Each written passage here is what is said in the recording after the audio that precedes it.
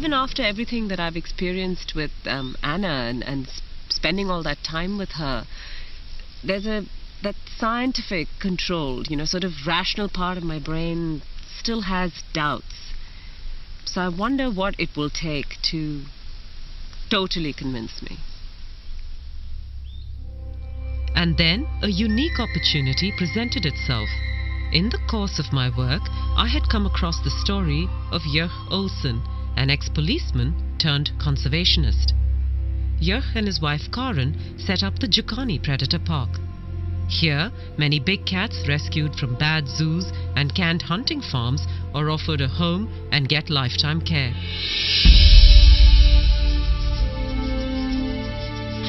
Jörg has a remarkable relationship with his cats, and he handles them in a way I have seldom seen before.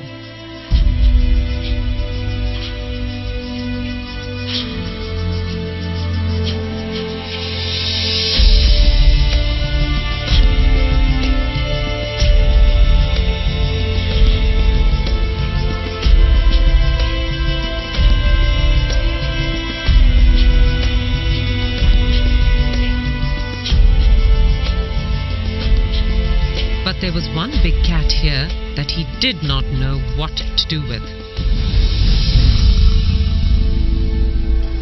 This black leopard, called Diabolo, had been rescued from a European zoo where he'd been abused. That experience had made him suspicious and vicious. All he did was sit in his night shelter and snarl at anyone who came close to him. 6 months in, and Jörg was at a loss as to how to deal with this cat. That whole atmosphere there was a vibe of aggression and of I hate you and I will kill you. And the one encounter I had with him, he sent me to hospital 1 bite, 1 week. Here, I thought, was the perfect case. If Anna could get this animal to change his behavior and become well adjusted, then I would have no choice but to acknowledge that she was in dialogue with animals. It took me some time, however, to convince Jörg to bring in Anna. He's a dangerous cat. He's very, very dangerous. He's towards me and towards everybody else. In my opinion, the chances of an animal communicator changing that, it'll take a lot to convince me. I honestly do not believe that an animal can talk to a human or communicate with a human. I've had animals my whole life. We give them commands, we give them instructions, and they do it as we habituate them, basically. But I'm very skeptical to think that an animal like Diabolo will communicate or can communicate with humans. I am desperate, however. I do not want to lose him. I made sure that Anna had no information on Diabolo or his history before she came to speak to the black leopard. I was nervous to see what would happen, as this animal never let anyone near his night shelter without a lot of snarling and growling. But the minute he saw Anna, he calmed down and let her kneel right outside and look at him.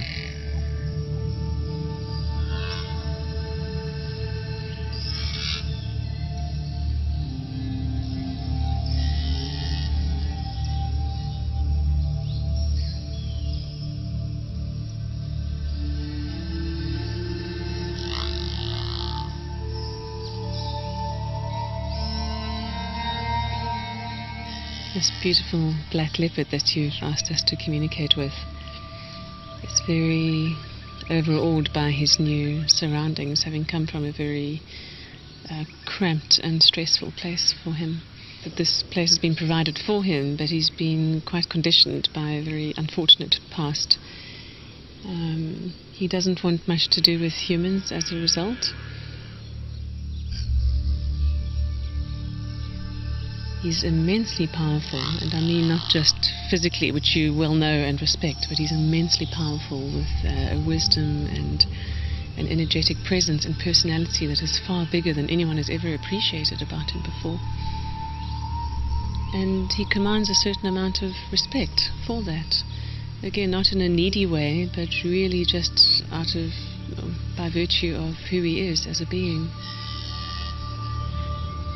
There's a very particular thing about his name, Diabolo. He wants that name changed because he doesn't like the associations with it, the blackness, the darkness, the diabolical. And when asking him about his past before coming here, he shows concern for 2 young cubs that were next to him. He's asking what happened to them with a great sense of care and concern. We actually forgot about that. When we went to fetch him, there was so much excitement about bringing him back here. It actually slipped my mind until she said, he asked about the 2 cubs, and then we've remembered there were 2 little young leopard cubs next door to him that came from Rustenburg, and they were sort of semi-wild. They weren't hand-reared, and it just slipped my mind. And when they talked about it, I couldn't believe. I actually did believe it. I mean, then I really believed that they were communicating. And she communicated with him, and when we spoke to her and she relayed all the information back to us, firstly I didn't believe her. It's things that anybody can think out, and you can think, And then she said something about the cubs that were with him. And that changed this whole thing, because now all of a sudden, that's something that she didn't know about. And I've also reassured him that you have no demands of him here, that you're quite happy to not make any physical demands of him or any expectations for display or interaction, that you're really willing to let him be how he wants to be. And that's given him an enormous sense of relief. Yeah. And having told him that is for the first time made him actually genuinely interested in now exploring a bit further. Now that he feels that he's not being asked to come out more, he's genuinely interested in being relaxed enough to have a natural curiosity come out and to actually expand his horizons a bit. And Jörg was just stunned when the black leopard walked out of his night shelter into the larger enclosure later in the afternoon. In the 6 months that the cat had been here, Jörg had never seen him out of the night shelter. He then decided to rename the leopard Spirit.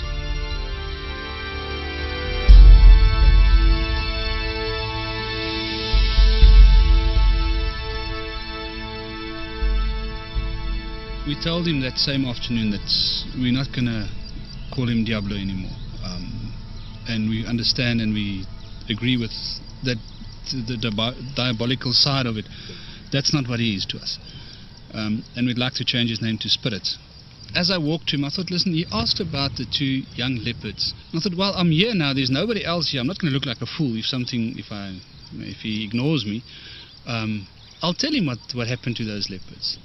And as I called him and I said Spirit, and he was looking at me, he was lying like that, I said, with regard to the 2 little leopards, I just want to assure you and I want to tell you that they're safe.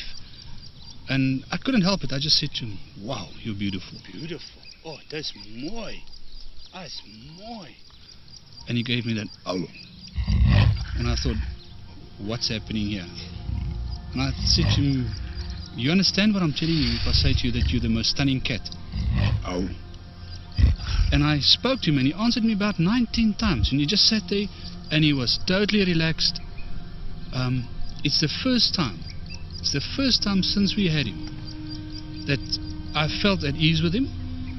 I felt that he was relaxed and he understood me. It was, to say that I don't know what it feels like for him. For me, it was the most amazing moment.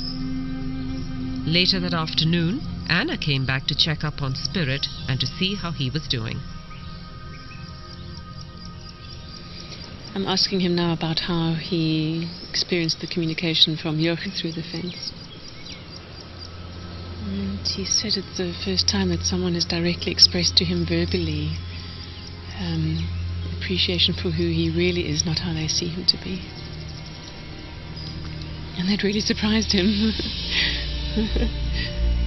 It shows me an image of literally stopping in his tracks by surprise at that sense of just this wall of appreciation coming towards him. He is so relieved that nothing's being demanded of him here. He's just so relieved. It's like this weight is lifted from his shoulders. And when he was grunting back, he said he was saying thank you for the thank yous. So for each thank you he was getting, he was saying thank you back.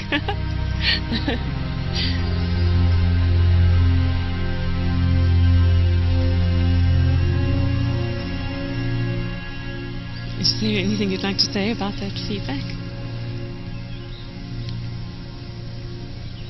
I think we'll talk about this a bit later. I can't listen. So talk about this later. It's unbelievable. I'm overwhelmed.